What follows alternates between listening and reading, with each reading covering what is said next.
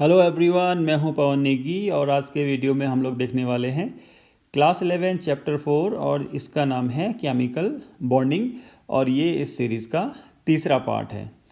तो पहले दो पार्ट में काफ़ी कुछ हम देख चुके हैं। अभी हम तीसरे पार्ट में बात करेंगे ज्योमेट्री और शेप्स ऑफ मॉलिक्यूल।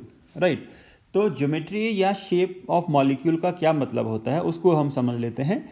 तो हमने बात की थी स्ट्रक्चर, आप समझ लीजिए structure of molecule. For example अगर H2O है, so this H2O is molecular formula. ये क्या है? मॉलिक्यूलर फार्मूला है। और इस मॉलिक्यूलर फार्मूला से ये बिल्कुल भी नहीं पता चलता है what is the arrangement of hydrogen and oxygen with in the water molecule. मतलब हाइड्रोजन और ऑक्सीजन वाटर में कैसे अरेंज हैं, एक दूसरे के रेस्पेक्ट में उनकी पोजीशन क्या है, ये इस फॉर्मूले से बिल्कुल भी पता नहीं चलता है। तो उसके लिए हमें क्या देखना पड़ता है?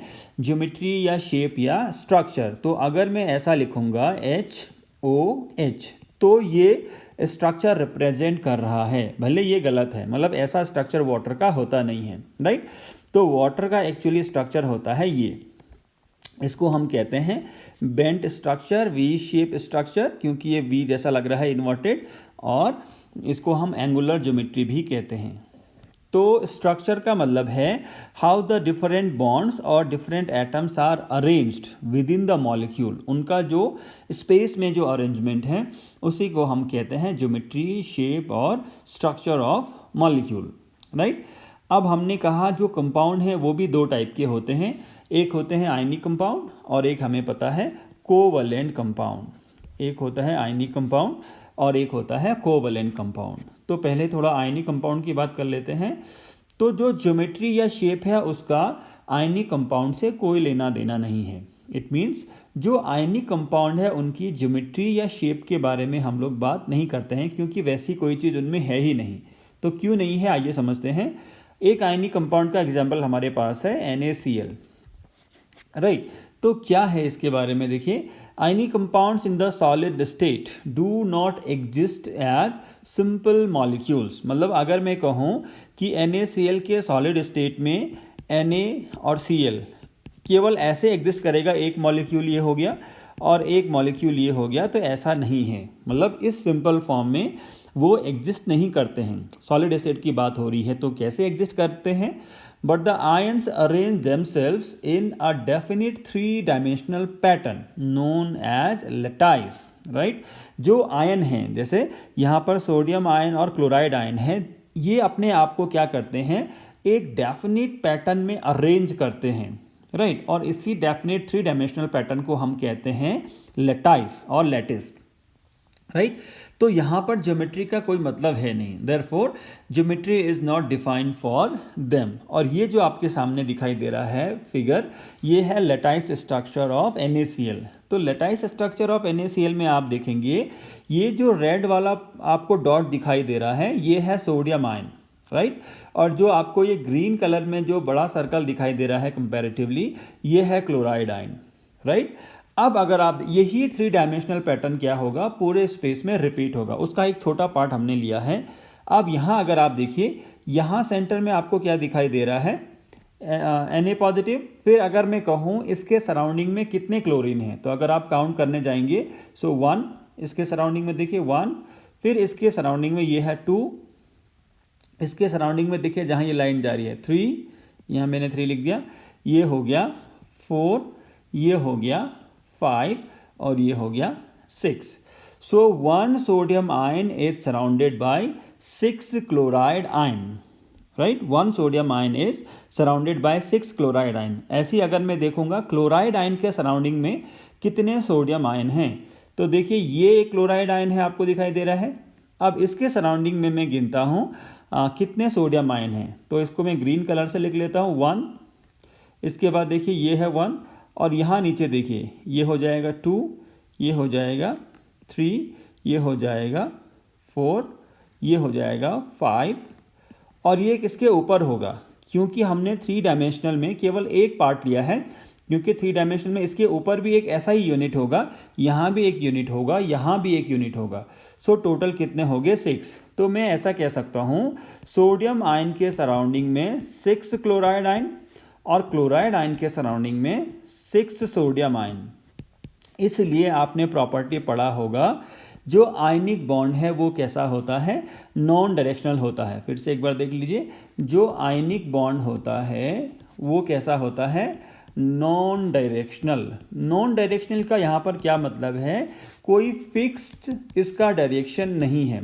फिक्स डायरेक्शन क्यों नहीं है, क्योंकि आप देखिए सोडियम आयन क्लोराइड आयन के बीच में यहाँ भी अट्रैक्शन है, यहाँ भी अट्रैक्शन है, यहाँ भी अट्रैक्शन है, यहाँ भी है, यहाँ भी है, लगभग हर डायरेक्शन में अट्रैक्शन है, राइट। तो किसी एक पर्टिकुलर डायरेक्शन में नहीं है, इसलिए क्या है, इसको हम कहते हैं नॉन डायरेक्शनल। तो एक पर्टिकुलर डायरेक्शन में नहीं है क्योंकि बॉन्डिंग, इसलिए इसका कोई ज्योमेट्री या स्ट्रक्चर नहीं होता है, राइट। ये केवल हम इसमें किसकी बात करते हैं, क्रिस्टल स्ट्रक्चर की या लैटाइस स्ट्रक्चर की बात करते हैं, मॉलिक्यूलर स्ट्रक्चर की बात नहीं करते हैं। ये आयनिक कंपाउंड की बात हो रही है। और क्लास 9th में आपने देखा भी होगा, यहाँ पर NaCl को हम क्या कहते हैं, मॉलिक्यूलर फार्मूला ना कह के क्या कहते हैं, फार्मूला यूनिट कहते हैं। अगर आपको क्लास 9 का याद है तो मॉलिक्यूलर फार्मूला ना कह के फार्मूला यूनिट कहते हैं, राइट। तो ये है बात किसकी, आयनिक कंपाउंड की। तो इस डिस्कशन से हम ये कंक्लूड कर रहे हैं कि जो मॉलिक्यूलर स्ट्रक्चर है वो आयनिक कंपाउंड के लिए डिफाइन है ही नहीं, क्योंकि आयनिक कंपाउंड मॉलिक्यूल की फॉर्म में एग्जिस्ट करता ही नहीं है, वो लैटाइस स्ट्रक्चर की फॉर्म में एग्जिस्ट करता है। और वहाँ पर जो आयनिक इंटरेक्शन है, जो आयनिक इंटरेक्शन है वो कैसा होता है, वो होता है non directional, right, non directional, या उसकी कोई डायरेक्शन है ही नहीं। तो जब भी हम ज्योमेट्री या शेप की बात करेंगे, हम बात करेंगे किसकी, कोवलेंट कंपाउंड की, राइट। तो एक एग्जांपल मैंने आपको दिया, covalent compound water H2O।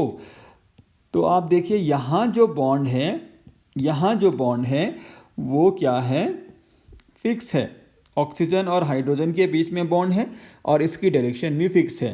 In the same way यहाँ भी ऑक्सीजन हाइड्रोजन के बीच में बॉन्ड है और इसकी डायरेक्शन भी फिक्स है। तो इसलिए क्या होता है, यहाँ पर ज्योमेट्री फिक्स होती है कोवलेंट कंपाउंड की, राइट। सो वही बात हो रही है, the covalent bonds on the other hand are directional. तो मैं समझ रहा हूँ आप समझ गए होंगे, I hope that what is directional and what is non directional. So the covalent bonds on the other hand are directional, right, and the shape of a covalently bonded molecule depend upon the orientation of atoms in the molecule। तो actuality में क्या shape होगा molecule का, actuality में क्या shape होगा molecule का, ये डिपेंड करेगा on the orientation of the atoms in the molecule. वही जो मैं आपको बता रहा हूँ, ओरिएंटेशन का मतलब है एक ऑक्सीजन के रेस्पेक्ट में बाकी जो दो हाइड्रोजन है वो कैसे अरेंज हैं, इसी पे डिपेंड करता है शेप ऑफ मॉलिक्यूल्स, राइट। अब आप देखिए, the bonded atoms adopt that particular arrangement in space around the central atom which keeps them on the average as far apart as possible, right। क्या मतलब है कि हमने कहा वाटर की ज्योमेट्री ऐसी होगी, हमने कहा वाटर की ज्योमेट्री ऐसी होगी, ऐसी क्यों नहीं होगी, ऐसी क्यों नहीं होगी वाटर की ज्योमेट्री, राइट। तो यही हम इस टॉपिक में समझने वाले हैं, वाटर की ज्योमेट्री ऐसी क्यों है और ऐसी क्यों नहीं है। तो कोई भी जो ज्योमेट्री कंपाउंड की होगी या मॉलिक्यूल की होगी, उसमें क्या होगा कि जो अरेंजमेंट है एटम का अराउंड द सेंट्रल एटम, यहाँ पर सेंट्रल एटम है ऑक्सीजन, तो वो अरेंजमेंट कैसा होना चाहिए, that this arrangement will keep the bonded atoms as far apart as possible। मतलब इनको जितना हो सके उतना दूर होना है, राइट, जितना हो सके उतना दूर होना है। मतलब जो हाइड्रोजन है और जो दोनों हाइड्रोजन है वो ऑक्सीजन से या एक दूसरे से जितना हो सके उतना दूर होना है। तो आप कहेंगे कि जो मैक्सिमम डिस्टेंस है वो तो ऐसे होती, फिर ऐसा ज्योमेट्री क्यों नहीं है, तो उसको भी हम समझेंगे इस टॉपिक में, राइट। तो फिलहाल इतना समझ लीजिए कि जो बॉन्डेड एटम है वो क्या चाहेंगे, that their position should be as far apart as possible, जितना पॉसिबल हो सके मैं कह रहा हूँ, राइट। और इससे क्या होगा,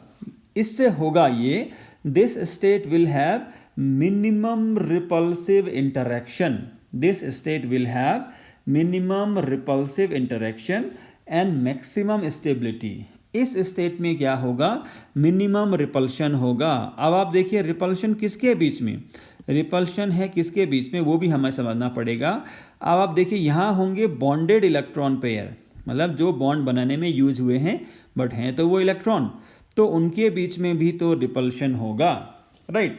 तो उस रिपल्शन को कम करने के लिए जो एटम है बॉन्डेड एटम, वो एक दूसरे से मैक्सिमम पॉसिबल डिस्टेंस पे रहेंगे, उसमें रिपल्सिव इंटरेक्शन मिनिमम होगा और स्टेबिलिटी क्या होगी, मैक्सिमम होगी, राइट।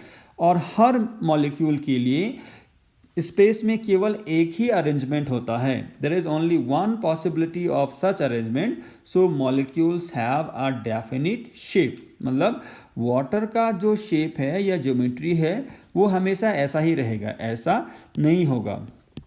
तो जो ज्योमेट्री हम बता रहे हैं एक्सपेरिमेंटली फाइंड आउट, उसमें क्या हो रहा होगा, जो बॉन्डेड एटम हैं, the bonded atom have maximum possible distance और मिनिमम पॉसिबल रिपल्सिव इंटरेक्शन और मैक्सिमम स्टेबिलिटी।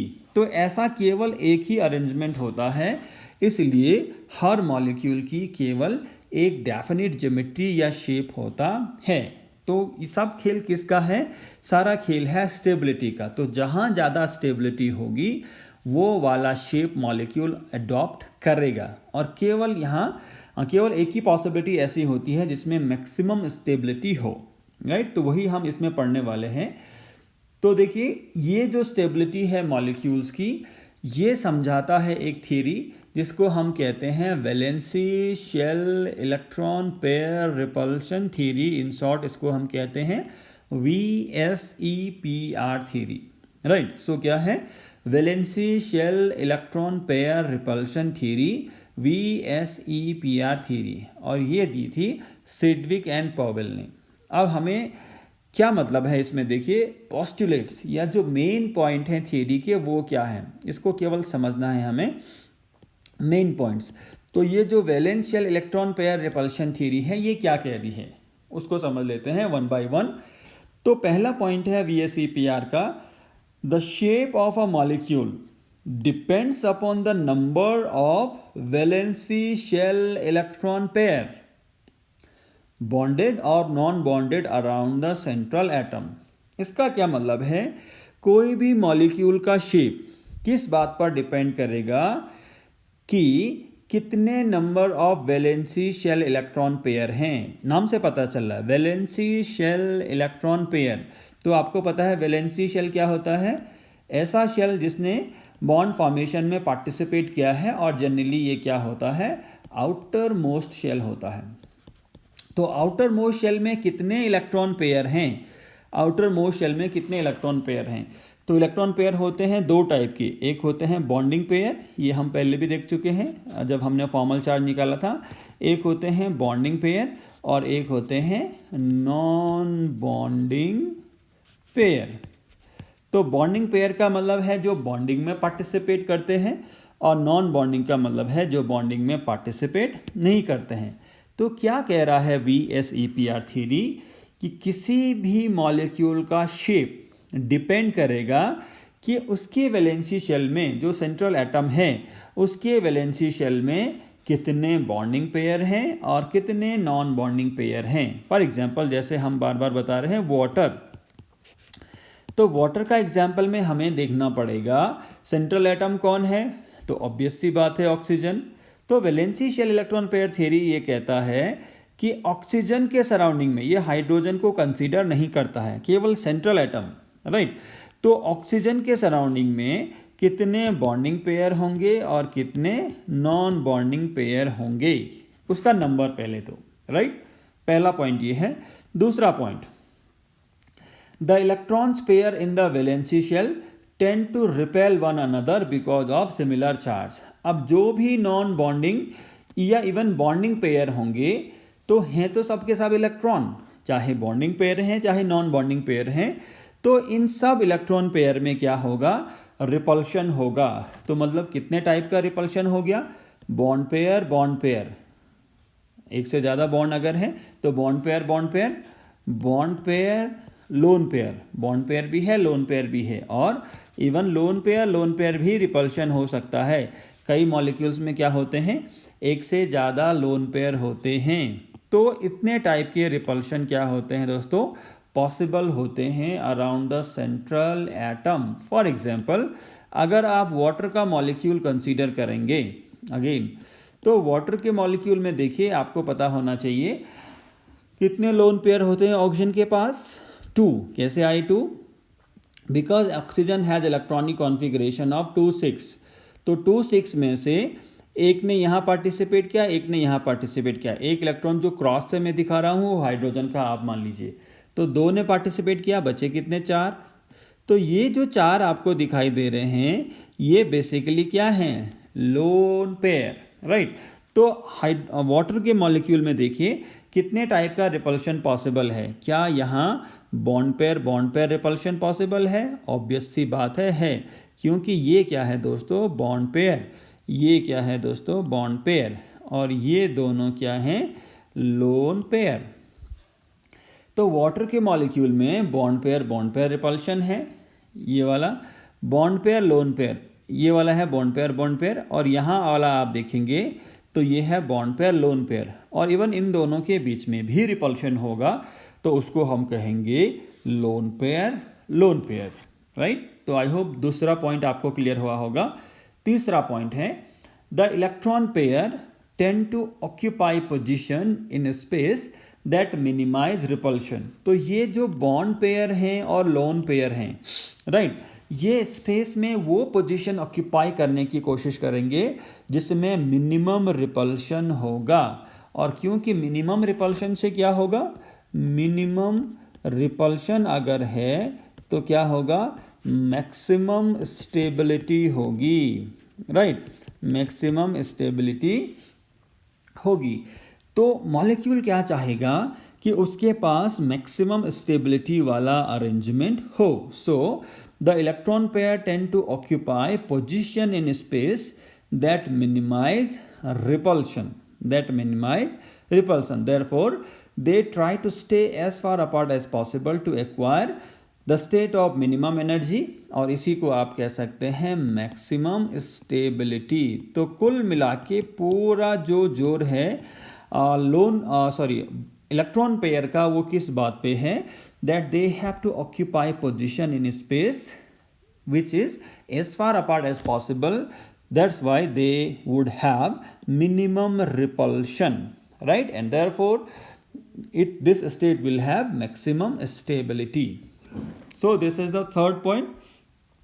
इसके बाद आप देखिए फोर्थ पॉइंट क्या है, the valency shell is taken as sphere, right. इसको हम एक स्फीयर के जैसे कंसीडर करते हैं with electron pair localising on the spherical surface at the maximum distance from one another. तो मैंने क्या कहा, इस पॉइंट में क्या कह रहे हैं, जो वैलेंसी शेल है उसको आप एक स्फीयर की तरह कंसीडर करिए, राइट, और जो भी इलेक्ट्रॉन पेयर हैं वो इसमें होंगे और उनकी डिस्टेंस क्या होगी, एक दूसरे से मैक्सिमम होगी। तो फॉर एग्जांपल ये वाटर है और यहाँ है, हमने लिख दिया है ये है ऑक्सीजन, तो यहाँ हाइड्रोजन, ये है ऑक्सीजन, यहाँ हाइड्रोजन, तो ये हो जाएंगे दोस्तों बॉन्ड पेयर, और यहाँ क्या होते हैं, 2 लोन पेयर, राइट।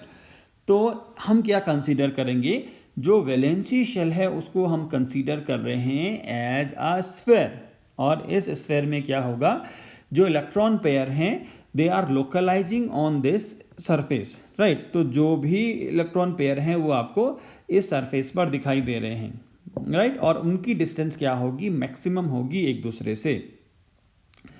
इसके बाद है next point, the electron pair, ये 5th पॉइंट होगा, the electron pair in multiple bonds are treated as single unit just like a single electron pair।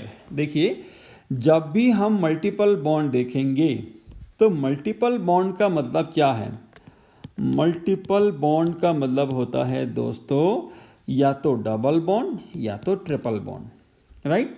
अब क्या कह रहा है ये point, that electrons in the multiple bond are treated as single unit, right? Single unit की तरह ही consider करेंगे. For example, तो आपको पता है यहाँ पर क्या है, ये बॉन्ड पेयर है और ये बॉन्ड पेयर है. अगर मैं आपको कहूँ आप number of bond pairs count कीजिए, number of bond pairs count कीजिए, तो कितना होगा. अब आप ऐसा नहीं करेंगे काउंटिंग में that this is 1, this is 2, this is 3, this is 4. एक बॉन्ड को, डबल बॉन्ड के जो दो सिंगल बॉन्ड है उनको 1 1 नहीं कंसीडर करना है. तो यही तो इस पॉइंट में है that they are treated like a single unit. तो यहाँ पर कितने बॉन्ड पेयर हो गए, 2. कौन कौन से, एक ये वाला और एक ये वाला. एक बात, राइट. दूसरा, और भी कई एग्जाम्पल हैं. अगर मैं आपको कहूँ आप नाइट्रोजन का मॉलिक्यूल में बताइए कितने बॉन्ड पेयर हैं. So the structure of nitrogen is N triple bond N. यही तो स्ट्रक्चर ऑफ नाइट्रोजन है. अब यहाँ पर कितने बॉन्ड पेयर हैं, तो आप इसको पूरा क्या कंसीडर करेंगे, एक सिंगल यूनिट, और जो बॉन्ड पेयर होगा वो 1 होगा. इन द सेम वे एक ये है आपके पास ऑर्गेनिक मॉलिक्यूल, ये है C double bond C H H H NH. तो ये क्या है, ये है इथीन. तो अगर मैं आपको कहूँ find out the number of bond pair, find out the number of, sorry ये एसिटाइलिन है, मैंने C2H4 लिख दिया है, सॉरी, इसको मैं करेक्ट कर देता हूँ. क्या है हमारे पास, acetylene C triple bond CH. तो आप देखिए कार्बन के सराउंडिंग में बॉन्ड पेयर आपको आप काउंट करने हैं. तो एक तो ये हो गया बॉन्ड पेयर, और एक पूरा इसको कंसीडर करेंगे बॉन्ड पेयर. तो ये जो कार्बन नंबर 1 है उसके सराउंडिंग में कितने बॉन्ड पेयर, 1 + 1 2. और अगर आप कार्बन नंबर 2 देखेंगे तो इसके सराउंडिंग में कितने बॉन्ड पेयर, 1, और ये भी एक पूरा 1 कहा जाएगा, ये दोनों में काउंट होगा.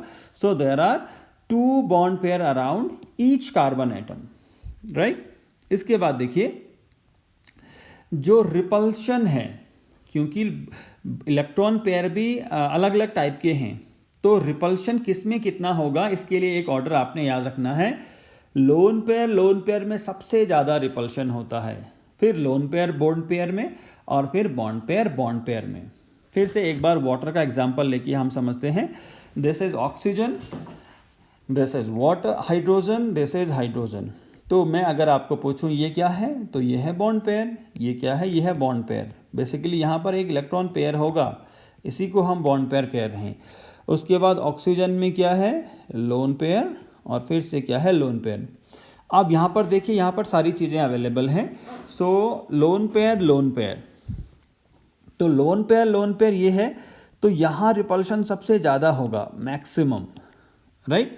सबसे कम किस में होगा, बॉन्ड पेयर में. यहाँ रिपल्शन होगा मिनिमम, और इनके बीच में रिपल्शन होगा लोन पेयर और बॉन्ड पेयर में. तो ये होगा इंटरमीडिएट, ठीक. और ऐसा क्यों है ये भी समझ लीजिए, क्योंकि यहाँ जो इलेक्ट्रॉन हैं वो तो बाइंड हैं, they are bind between 2 atoms, और यहाँ के इलेक्ट्रॉन तो बाइंड हैं ही नहीं, दे आर फ्री. इसलिए लोन पेयर में रिपल्शन सबसे ज़्यादा होता है. Then lone pair bond pair, और लास्ट में होता है बॉन्ड पेयर. इसके बाद है लास्ट पॉइंट है VSEPR थियरी का, that repulsive interaction decreases sharply with increasing angle between the electron pair. Repulsive interaction decreases sharply with increasing angle between the electron pair, right. इसका क्या मतलब है, जितना कम एंगल होगा इलेक्ट्रॉन पेयर के बीच में उतना ज़्यादा रिपल्शन होगा. मान लीजिए ये है वाटर का मॉलिक्यूल, तो यहाँ पर आपको एंगल कितना लग रहा है, 90. तो 90 पर बहुत ज़्यादा रिपल्शन होगा, इसलिए ये 90 का बॉन्ड एंगल नहीं बनेगा, ठीक है. और इसके बाद अगर मैं फॉर एग्जांपल मान लूँ कि यहाँ बॉन्ड एंगल कितना है, यहाँ बॉन्ड एंगल है 120, मान लीजिए ये 120 है, तो ये 90 के कंपैरिजन में थोड़ा कम होगा. और सबसे कम कितना होगा, HH, ये है जब 180 होगा, राइट. ये मैंने केवल समझाने के लिए बनाया है, एग्जैक्टली में इतना कोई भी बॉन्ड एंगल वाटर में नहीं होता है, राइट. तो केवल ये समझाने की कोशिश हम कर रहे हैं, जितना कम बॉन्ड एंगल होगा उतना ज़्यादा रिपल्सिव इंटरेक्शन होगा। और ऐसा क्यों है? Because the lesser will be the distance between the bond pair और lone pair, whatever is the case. यहाँ पे जैसे बॉन्ड पेयर है, तो अगर एंगल 90 हो गया तो मतलब ये बहुत क्लोज हैं एक दूसरे के, तो रिपल्शन ज़्यादा होगा। और एंगल अगर 180 है तो ये एक दूसरे से मैक्सिमम पॉसिबल डिस्टेंस में हैं, इसलिए इनके बीच में रिपल्शन क्या होगा? सबसे कम होगा। अब हम क्या करते हैं, VSEPR थियरी का काम क्या है? ये क्या करता है? शेप बताता है, ज्योमेट्री बताता है मॉलिक्यूल्स की। तो अब हम कुछ मॉलिक्यूल्स की ज्योमेट्री देखेंगे on the basis of VSEPR theory. पहला केस है only bonded pair around the central atom. केवल बॉन्डेड पेयर ही होगा सेंट्रल एटम के सराउंडिंग में, राइट? मतलब लोन पेयर है ही नहीं। हम वो वाला केस कर रहे हैं जब लोन पेयर नहीं है, उसको हम बाद में कंसीडर करेंगे। अब हमने कहा कि लोन पेयर जो इलेक्ट्रॉन पेयर है उनके नंबर पे डिपेंड करता है, तो हम शुरू करेंगे 2 पेयर से, क्योंकि एक पेयर अगर होगा तो एक पेयर में मतलब 2 ही एटम है, तो ये हमेशा लीनियर ही होगा, तो उसको कंसीडर करने की ज़रूरत नहीं है। तो हम कर रहे हैं 2 पेयर से। तो क्या कह रहा है थियरी? अगर 2 पेयर हैं और दोनों के दोनों कैसे हैं? Bonding pair, non bonding pair नहीं है, दोनों के दोनों बॉन्डिंग पेयर हैं, तो जो मॉलिकुलर ज्योमेट्री होगा वो लीनियर का मतलब सीधा एक लाइन में होगा, और जो बॉन्ड एंगल होगा वो होगा 180। एग्जाम्पल आप देखिए, ये सारे एग्जाम्पल किसके हैं? लीनियर ज्योमेट्री के। अब आप थोड़ा सा इसमें ध्यान अगर देंगे, बेरिलियम के आउटर मोस्ट शेल में 2 इलेक्ट्रॉन होते हैं। बेरिलियम के इलेक्ट्रॉनिक कॉन्फ़िगरेशन 1s2 2s2 यही होता है, राइट? तो ये हो गया वैलेंसी शेल। तो एक इलेक्ट्रॉन यहाँ होगा, एक इलेक्ट्रॉन यहाँ होगा। और क्या कह रहा है VSEPR थियरी? दैट केवल सेंट्रल एटम के इलेक्ट्रॉन से ही हमें मतलब है, क्लोरीन के इलेक्ट्रॉन से मतलब नहीं है, राइट? उसमें कितने भी लोन पेयर हो, दैट डजंट मैटर। यही VSEPR थियरी कह रहा है। तो जब शेयरिंग होगा तो क्लोरीन भी एक इलेक्ट्रॉन देगा और यहाँ से भी क्लोरीन एक इलेक्ट्रॉन देगा। तो आप देखिए बेरिलियम के सराउंडिंग में कितना इलेक्ट्रॉन पेयर है? 2, ये तो बात हो रही है। और दोनों इलेक्ट्रॉन पेयर एक दूसरे से मैक्सिमम डिस्टेंस में कब रहेंगे? जब बॉन्ड एंगल होगा 180। यही तो बॉन्ड एंगल है, बॉन्ड एंगल होगा 180, और 180 का मतलब है ये सीधा लाइन में होगा, और सीधा लाइन वाला ज्योमेट्री को ही कहते हैं लीनियर। ये सारे एग्जाम्पल किसके हैं? लीनियर ज्योमेट्री के हैं। इसके बाद देखिए इलेक्ट्रॉन पेयर 3, ये थोड़ा बहुत शायद हम पहले भी देख चुके हैं। इलेक्ट्रॉन पेयर 3 में मॉलिकुलर ज्योमेट्री आती है trigonal planar, right? Bond angle होता है 120, और एग्जाम्पल हैं ये सारे BF3, BCl3 और AlCl3। हम कंसीडर करते हैं BF3 वाला केस। तो पहले हमें यह समझना है क्यों 3 पेयर ही हैं। तो बोरॉन का इलेक्ट्रॉनिक कॉन्फ़िगरेशन आप देखेंगे 1s2 2s2 2p1, यही होता है बोरॉन का electronic configuration. It means boron के आउटर मोस्ट शेल में 3 इलेक्ट्रॉन हैं, 1 2 एंड 3, राइट? ये तो बॉन्ड फॉर्मेशन में पार्टिसिपेट करेगा नहीं, और हर फ्लोरीन क्या करेगा? एक एक इलेक्ट्रॉन देगा। ये क्रॉस से मैं दिखा दे रहा हूँ। तो कितने पेयर हुए? 3, क्योंकि 6 इलेक्ट्रॉन हैं, तो एक पेयर में 2 इलेक्ट्रॉन, तो ये 3 पेयर हैं, लोन पेयर है नहीं, राइट? तो हमें ये समझना है अकॉर्डिंग टू VSEPR थियरी, जब भी 3 इलेक्ट्रॉन पेयर होंगे और कोई भी लोन पेयर नहीं होगा तो ज्योमेट्री कैसा होगा? Trigonal planar. तो आप देखिए ये है ट्राइगोनल प्लेनर। अगर आप इस लाइन को ऐसे ही जोड़ देंगे तो ये आपको एक ट्राइंगल जैसा दिखेगा, क्योंकि ये एक प्लेन में है, प्लेन में है, तो ये क्या है? एक इसको कह रहे हैं ट्राइगोनल प्लेनर, राइट? तो ये इसका ज्योमेट्री हो गया ट्राइगोनल प्लेनर। इसके बाद देखिए अगर 4 इलेक्ट्रॉन पेयर होते हैं तो ज्योमेट्री होता है टेट्राहेड्रल। और सॉरी एक चीज़ इसमें रह गई, ये 120 एंगल क्यों हुआ ये भी देखिए। पूरा प्लेन को मतलब 360 डिग्री को अगर आप 3 इक्वल पार्ट में डिवाइड करेंगे तो एंगल कितना होगा? 120, राइट? इसके बाद देखिए नंबर ऑफ इलेक्ट्रॉन पेयर हैं 4। तो आप क्लास 10 से पढ़ते आ रहे हैं 4 होने से क्या होता है? टेट्राहेड्रल होता है, और जो बॉन्ड एंगल होता है वो होता है 109.5।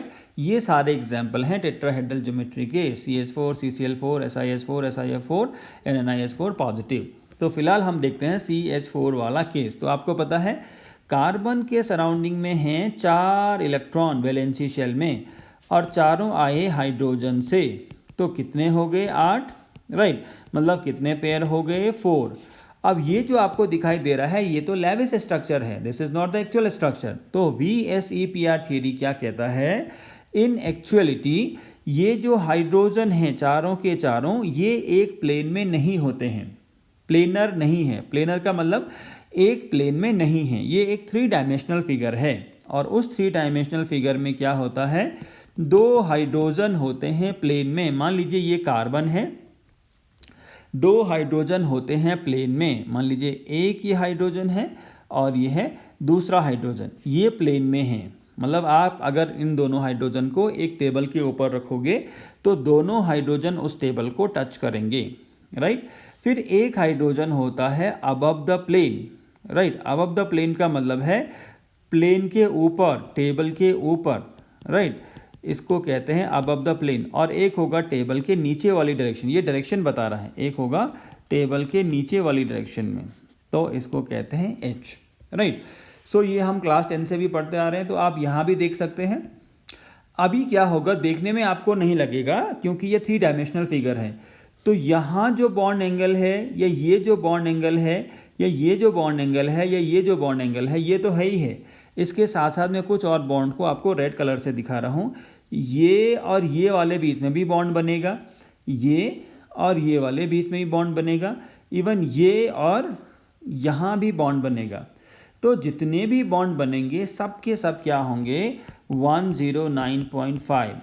इसी को हम कहते हैं टेट्राहेड्रल स्ट्रक्चर। मतलब जो चारों हाइड्रोजन हैं they are pointed towards the 4 corner of a regular tetrahedron, और सेंटर में क्या है? Carbon, right. तो आपको ध्यान देना है, जब 4 बॉन्ड पेयर हैं केवल और कोई भी लोन पेयर नहीं है तो ज्योमेट्री हो जाती है टेट्राहेड्रल। इसके बाद देखिए, अगर 5 इलेक्ट्रॉन पेयर हैं तो ज्योमेट्री होती है ट्राइगोनल ट्राइगोनल बाइपिरामिडल, ये होती है ट्राइगोनल बाइपिरामिडल, राइट। अब देखिए क्यों ट्राइगोनल बाइपिरामिडल होती है, या अभी तक जितने भी हमने केसेस देखे सबका केवल एक ही कारण है, that minimum repulsion and maximum stability. तो ये इसका एग्जाम्पल है PCl5। अब आप देखिए फॉस्फोरस के सराउंडिंग में 5 इलेक्ट्रॉन पेयर होंगे क्योंकि इसका होता है 3s2 3p3। 3s2 3p3 क्या होता है? इसका ज्योमेट्री होता है 3s2 3p3 क्या होता है? इनका ज्योमेट्री होता है, राइट। तो ऐसा इसलिए है क्योंकि यहाँ पे क्या है, 5 इलेक्ट्रॉन पेयर हैं। 5 इलेक्ट्रॉन पेयर होने से देखिए 1 2 और 3, मान लो आपको ऐसे दिख रहे हैं तो 2 आप कहाँ देखेंगे? एक प्लेन के ऊपर 3 डायमेंशनल में, एक प्लेन के नीचे। तो हमारे पास कुछ ऐसा डायग्राम बनेगा। तो इसको मैं और अच्छे से बना लेता हूँ। वो कैसा होगा? ये है फॉस्फोरस।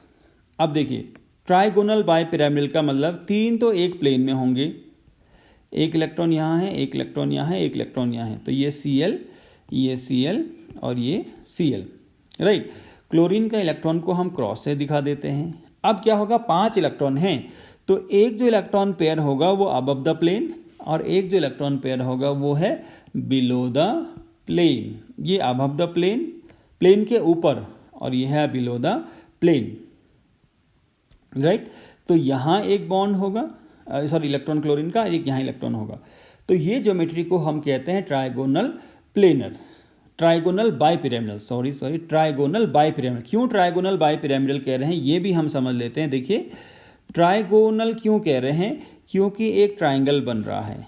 ये डॉटेड लाइन में केवल ट्राइंगल शो करने के लिए कर रहा हूँ, एक्चुअली ये डॉटेड लाइन कोई बॉन्ड है नहीं, केवल हम ट्राइंगल शो करने के लिए कह रहे हैं। एक पिरामिडल देखिए अबव द प्लेन, एक ये पिरामिडल है अबव द प्लेन, एक पिरामिडल बिलो द प्लेन। तो इसलिए 2 पिरामिड क्योंकि बन रहे हैं ट्राइगोनल प्लेन में, इसलिए इसको हम कह रहे हैं ट्राइगोनल बाइपिरामिडल।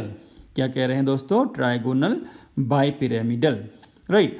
अब आपको ट्राइगोनल बाइपिरामिडल स्ट्रक्चर आप बनाना है तो आप क्या कीजिए, ये आपके लिए होमवर्क है। ट्राइगोनल बाइपिरामिडल को समझने के लिए आप क्या कीजिए, एक पेपर में ट्राइंगल बनाइए काफ़ी बड़ा सा और उस ट्राइंगल को काट दीजिए। राइट, एक पेपर में आपने ट्राइंगल बनाना है और उसको पेपर से काट देना है। तो ये क्या बन गया, बीच में आप लिख दीजिए P, इधर आप लिख दीजिए, इस कॉर्नर में लिख दीजिए CL, CL एंड CL। इतना आपने कर दिया। अब आपको एक पेन जो P लिखा है उसके ऊपर रख देना है और उसको अगर आप चाहे तो पेपर में छेद करके आर पार करा दीजिए सीधा। तो यहाँ क्योंकि जो हमारा स्क्रीन है वो 2 डायमेंशनल है तो हम ऐसा ही बना पाएंगे। तो ये जो आपका पेन है, ऊपर वाला एंड एक CL दिखाएगा, नीचे वाला एंड एक CL दिखाएगा। मैं एक बार फिर से रिपीट कर रहा हूँ, आपने एक ट्रायंगल बनाना है पेपर में, उसको काट देना है। राइट, बीच में लिख देना है P, तीनों एंड में लिख देना है CL। फिर पेपर में आप क्या कीजिए, एक होल कीजिए और उसमें से एक पेन को पास कराइए वर्टिकली। तो ऊपर वाला जो है वो है एक CL, नीचे वाला है एक CL। तो ये जो डायरेक्शन है, ये जो ज्योमेट्री है, इसको हम कहते हैं ट्राइगोनल बाइपिरामिडल। तो प्लेन, आप देखिए यहाँ पर 2 टाइप के बॉन्ड एंगल बन रहे हैं, आपको दिखाई दे रहा होगा। 2 bonds are of 90, 3 are of 120। तो कौन से 120 के हैं ये भी आप देख लीजिए। जब हमने ट्राइगोनल बनाया था, ट्राइगोनल प्लेनर स्ट्रक्चर जब बनाया था आपने, तो ये देखिए CL, CL, CL। तो ये क्या है 120, ये है 120, ये है 120। राइट, तो ये क्या है 120 के हैं। जो यहाँ से ऊपर जाएगा, जो मैंने कहा आप पेन को इसके ऊपर से पास कराइए इसमें होल करके, तो ये जो पेन है ये इसके साथ पूरे प्लेन के साथ 90 का एंगल बनाएगा और ये पूरे प्लेन के साथ यहाँ भी 90 का एंगल बनाएगा। तो आप देखिए ये वाला जो एंगल है ये है 90। प्लेन के ऊपर वाला जो क्लोरीन है वो प्लेन के तीनों क्लोरीन के साथ 90 का एंगल बना रहा है। और प्लेन में कितने बन रहे हैं, 3 120 के एंगल बन रहे होंगे। ऐसे ही प्लेन के नीचे वाला भी प्लेन के साथ 90 का एंगल बना रहा होगा। इसके बाद देखिए इलेक्ट्रॉन पेयर हैं 6। तो इसमें हम कहते हैं ऑक्टाहेड्रल ज्योमेट्री, जहाँ पे सारे के सारे बॉन्ड एंगल कितने होते हैं 90। एग्जाम्पल है SF6 एंड TeF6। तो सल्फर का आउटर मोस्ट इलेक्ट्रॉनिक कॉन्फ़िगरेशन आप देखेंगे तो ये हो जाएगा 3s2 3p4, 6 इलेक्ट्रॉन हैं। राइट, मतलब सल्फर के सराउंडिंग में 6 इलेक्ट्रॉन हैं। तो 6 इलेक्ट्रॉन हैं तो 6 फ्लोरीन के साथ ये कंबाइन करते हैं, 4 हो गए प्लेन में, एक हो गया अबव द प्लेन, एक हो गया बिलो द प्लेन। पहले वाले में ट्राइंगल था प्लेन में, यहाँ आप समझ लीजिए एक स्क्वायर है। तो इस ज्योमेट्री को हम कहते हैं क्या, ऑक्टाहेड्रल। अब यहाँ सारे के सारे एंगल आपको कितने दिखेंगे 90। ये भले आपको डायग्राम में लग भी नहीं रहा होगा, बट 3 डायमेंशन में जब आप देखेंगे ये सारे के सारे एंगल कितने हैं 90 के हैं। ये इसलिए ये क्या है, रेगुलर ज्योमेट्री है। जबकि ट्राइगोनल बाइपिरामिडल एक रेगुलर ज्योमेट्री नहीं है, क्योंकि यहाँ कुछ बॉन्ड एंगल 120 के हैं, कुछ 90 के हैं। राइट, तो ये है दोस्तों क्या, ऑक्टाहेड्रल ज्योमेट्री। इसके बाद आता है number of electron pair 7। Molecular geometry को हम कहते हैं पेंटागोनल बाइपिरामिडल। इसमें देखिए 2 बॉन्ड होते हैं 90 के और 5 बॉन्ड होते हैं 72 के। एग्जाम्पल है IF7। अब आप देखिए आयोडीन के आउटर मोस्ट शेल में 7 इलेक्ट्रॉन होंगे और इलेक्ट्रॉनिक कॉन्फ़िगरेशन होगा 2 5। राइट, 3 4 6s2 6p5 ऐसा होगा। राइट, तो 7 इलेक्ट्रॉन है, 7 इलेक्ट्रॉन में 7 के 7 पार्टिसिपेट करेंगे। तो देखिए, तो ये क्या बनाता है, एक पेंटागन बनाता है। ये है आयोडीन और इसके सराउंडिंग में क्या बनेगा दोस्तों, एक पेंटागन बनेगा। पेंटागन का मतलब क्या होता है, जिसके 5 क्या होंगे दोस्तों, वर्टिसेस होंगे। ये है पेंटागन, ये आयोडीन बीच में है। अब यहाँ देखिए एक फ्लोरीन यहाँ, एक यहाँ, 2 3 4 और 5, और सारे के सारे फ्लोरीन एक दूसरे से क्या होंगे, मैक्सिमम डिस्टेंस में होंगे। सारे के सारे फ्लोरीन क्या होंगे, एक दूसरे से मैक्सिमम डिस्टेंस में होंगे। ठीक है, अब आप देखिए ये बॉन्ड एंगल कितना होगा, क्योंकि 5 बराबर एंगल हैं। भले आपको देखने में नहीं लग रहा होगा, बट एक्चुअली में ये सब के सब बराबर एंगल हैं। तो 360/5 ये आता है 72। तो ये सारे एंगल कितने हैं दोस्तों, 72 के हैं, 5 के 5 एंगल। ये है पेंटागन के बाद। बाई पिरामिडल का मतलब वैसे ही जैसे हमने ट्राइगोनल बाई पिरामिडल में देखा था, एक बॉन्ड ऊपर एक बॉन्ड नीचे, तो यहाँ होगा F और यहाँ भी होगा F। तो ये जो ऊपर वाला बॉन्ड है ये पूरे प्लेन के साथ कितना एंगल बनाएगा, 90 का, और ये जो ऊपर वाला बॉन्ड है ये पूरे प्लेन के साथ कितना बनाएगा, 90 का। तो ये क्या हो गया दोस्तों, ये हो गया पेंटागोनल बाई पिरामिडल। ठीक है, तो ये हमने, अब देखिए 8 इलेक्ट्रॉन पेयर नहीं हो सकते हैं, राइट, 8 इलेक्ट्रॉन पेयर नहीं हो सकते हैं किसी बॉन्ड के, किसी एटम के सराउंडिंग में। क्यों? 8 इलेक्ट्रॉन पेयर होने का मतलब है उसके आउटर मोस्ट शेल में 8 इलेक्ट्रॉन हैं, और जब 8 इलेक्ट्रॉन हैं तो वो स्टेबल हो गया। स्टेबल हो गया तो वो कंपाउंड बनाएगा नहीं, मॉलिक्यूल बनाएगा नहीं, तो स्ट्रक्चर की बात होगी ही नहीं। तो अप टू 7 इलेक्ट्रॉन पेयर तक हम देखते हैं, राइट।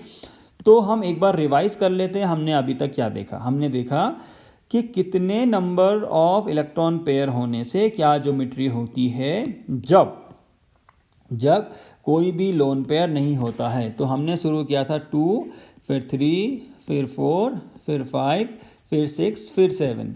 तो ज्योमेट्री, फिर हमने देखा था बॉन्ड एंगल। तो ज्योमेट्री होती है 2 में लीनियर और बॉन्ड एंगल होता है 120। फिर होती है 3 में ट्राइगोनल प्लेनर, ये आपको याद होना चाहिए, होगा 120 बॉन्ड एंगल।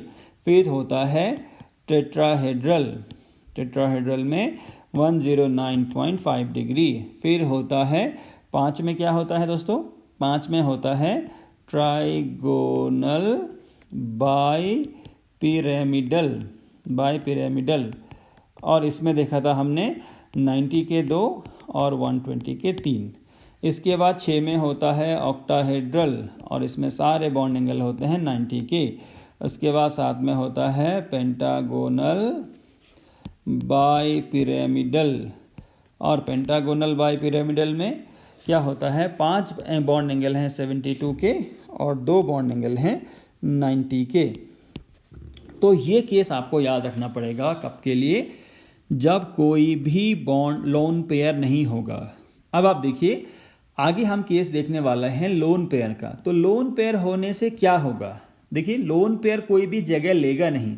जैसे फ्लोरीन की जगह में अगर लोन पेयर आ गया सपोज कीजिए, तो लोन पेयर जगह लेगा नहीं, क्योंकि तो इलेक्ट्रॉन है और इलेक्ट्रॉन तो बहुत छोटा होता है, जगह बिल्कुल नहीं लेगा। बट ये क्या कर देता है, ज्योमेट्री को डिस्टॉर्ट कर देता है। डिस्टॉर्ट का मतलब है खराब कर देता है।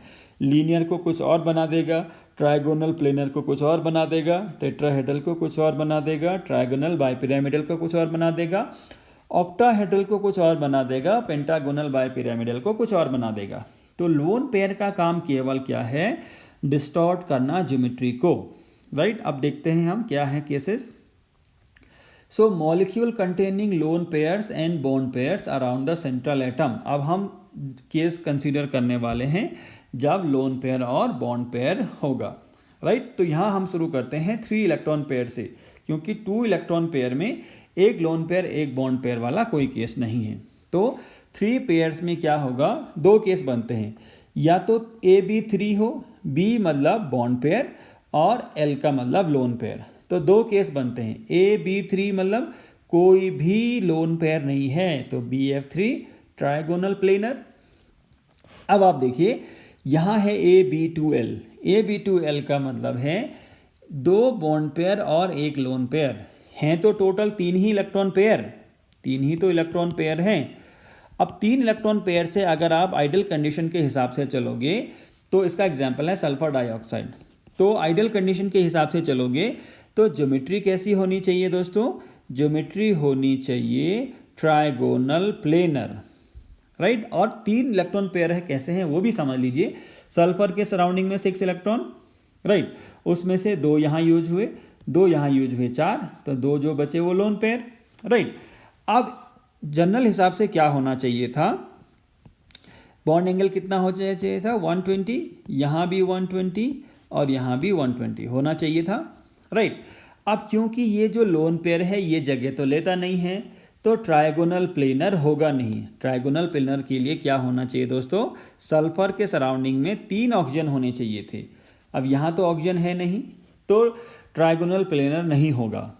इसके बाद यहाँ जो लोन पेयर है वो बॉन्ड पेयर से क्या कर रहा है, रिपेल हो रहा है। जो लोन पेयर है वो क्या कर रहा है, बॉन्ड पेयर से रिपेल हो रहा है। यहाँ जो बॉन्ड पेयर है वो इस बॉन्ड पेयर से रिपेल हो रहा है। और हमने क्या देखा है, लोन पेयर बॉन्ड पेयर का रिपल्शन बॉन्ड पेयर से ज़्यादा होगा। मतलब अगर मैं दिखाऊं आपको रेड कलर से ये चीज़ कि यहाँ जो लोन पेयर बॉन्ड पेयर का रिपल्शन है ये ज़्यादा है किसके कंपैरिजन में, यहाँ बॉन्ड पेयर के कंपैरिजन में। तो इसलिए ये बॉन्ड अंदर की तरफ आएगा क्योंकि बाहर से ज़्यादा जोर पड़ रहा है। तो इसलिए जो बॉन्ड एंगल है वो 120 से घटकर कितना हो गया, 119 हो गया। और ये ज्योमेट्री कैसी है, बेंट, या इसको वी शेप भी कह सकते हैं क्योंकि ये उल्टा भी है। जब भी हम ज्योमेट्री देखेंगे तो फिर इसको इग्नोर कर देना है। ये तो अपना काम कर चुका, ज्योमेट्री को डिस्टॉर्ट कर चुका। अब ज्योमेट्री के लिए हमारे पास क्या है, एस डबल बॉन्ड ओ। तो ये क्या है दोस्तों, ये आपको दिखाई दे रहा है कैसा वी शेप्ड, राइट, या एंगुलर। तो क्या कह रहा है, ऐसा क्यों हुआ, due to the presence of lone pair geometry get distorted, so molecule have angular और वी शेप्ड और डिस्टॉर्टेड ज्योमेट्री। इसके बाद है मॉलिक्यूल्स कंटेनिंग 4 इलेक्ट्रॉन पेयर। तो 4 इलेक्ट्रॉन पेयर में क्या है, AB4 हो सकता है, मतलब चारों के चारों बॉन्ड पेयर हो सकते हैं। AB3L हो सकता है, 3 बॉन्ड पेयर 1 लोन पेयर, और एक हो सकता है AB2L2, मतलब इतने ही केसेस हैं हमारे पास। तो AB4 में तो आसान है, टेट्राहेड्रल जो हम देख चुके हैं। AB3 में आप देखिए, AB3 में क्या है, 3 बॉन्ड पेयर और 1 लोन पेयर, और इसके केस ये सारे हैं। हम इसमें से NH3 को डिस्कस कर रहे हैं। तो अमोनिया के सराउंडिंग में कितने इलेक्ट्रॉन होते हैं दोस्तों, नाइट्रोजन में, नाइट्रोजन का होता है 7, मतलब 2 और 5, मतलब आउटर मोस्ट शेल में 5। तो 1 2 3 4 एंड 5, फिर एक यहाँ हाइड्रोजन के साथ, तीनों हाइड्रोजन के साथ कंबाइन करेंगे तो ये क्या रह जाएगा दोस्तों, लोन पेयर रह जाएगा, राइट। तो यहाँ है 3 बॉन्ड पेयर और एक है लोन पेयर। तो एक्चुअली में अगर लोन पेयर नहीं होता तो ज्योमेट्री कैसी होनी चाहिए थी, नाइट्रोजन के सराउंडिंग में भी क्या बनना चाहिए था, एक टेट्राहेड्रल स्ट्रक्चर बनना चाहिए था। बट क्योंकि ये तो केवल लोन पेयर है और ये हैं बॉन्ड पेयर, तो यहाँ से क्या होगा, loan pair bond pair repulsion ज़्यादा होगा, ये बॉन्ड अंदर की तरफ आएंगे। टेट्राहेड्रल स्ट्रक्चर में 109.5 होता है बॉन्ड एंगल, जबकि इसमें क्या है, कम हो गया, क्योंकि ऊपर से रिपल्शन बढ़ गया तो ये बॉन्ड अंदर की तरफ आएंगे। तो बॉन्ड एंगल हो गया 107.3, कम हो गया। एक और केस हम देखते हैं वाटर का। तो वाटर में H2O, ऑक्सीजन के सराउंडिंग में 6 इलेक्ट्रॉन, फिर 2 यूज हुए तो 2 बन गए बॉन्ड पेयर, मैंने आपको बताया, और 2 रह जाएंगे लोन पेयर, राइट।